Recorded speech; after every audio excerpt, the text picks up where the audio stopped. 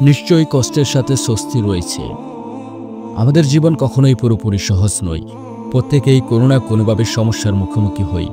হয়তো কখনো আর্থিক সংকট, কখনো পড়াশোনার চাপ, আবার কখনো সম্পর্কের টানাপোড়েন। তখন মনে হয় সব শেষ, আমি আর পারবো না। কিন্তু এই সময়ে আল্লাহর বাণী আমাদের নতুন আলো দেখায়। কষ্টের সাথেই রয়েছে স্বস্তি। এটা শুধু একটি কথা নয়, এটা আমাদের জন্য আল্লাহর ওয়াদা। কষ্ট চিরস্থায়ী নয়। প্রতিটি সমস্যার পরে নতুন দুয়ার খুলে যায়। যেমন জ্বরের পর আকাশ আবার পরিষ্কার হয়, তেমনি দুঃখের পর আসে শান্তি।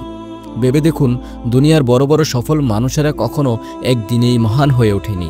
তারা শত ব্যর্থতার পর উঠে দাঁড়িয়েছে। আপনি হোঁচট খাবেন, এটাই স্বাভাবিক, কিন্তু বারবার উঠে দাঁড়ানোর মধ্যেই লুকিয়ে আছে আপনার প্রকৃত শক্তি।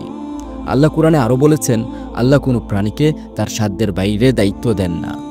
মানে আপনি যেই সমস্যার মুখোমুখি হয়েছেন তার সমাধান করার শক্তি আপনার ভেতরেই আছে। হয়তো আপনি এখনই সেটা দেখছেন না, কিন্তু আপনার ভেতরে সেই ক্ষমতা আছে। আল্লাহ আপনাকে ফেলে দেননি, তিনি কেবল আপনাকে পরীক্ষা করছেন আপনি ধৈর্য ধরবেন কিনা। প্রশ্ন হলো, আমরা কিভাবে এই পরীক্ষায় উত্তীর্ণ হব? উত্তর সহজ, হাল না ছাড়া ধৈর্য রাখা, আল্লাহর উপর ভরসা করা। যখন মন ভেঙে যায় তখন মনে রাখবেন আপনার কষ্ট বৃথা যাবে না।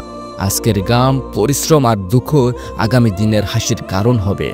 তাহলে আজ আমরা সবাই প্রতিজ্ঞা করি, কষ্টকে ভয় করব না, প্রতিটি সমস্যাকে চ্যালেঞ্জ হিসেবে নেব, আর সবসময় বিশ্বাস রাখব আমার রব আমার সাথে আছেন।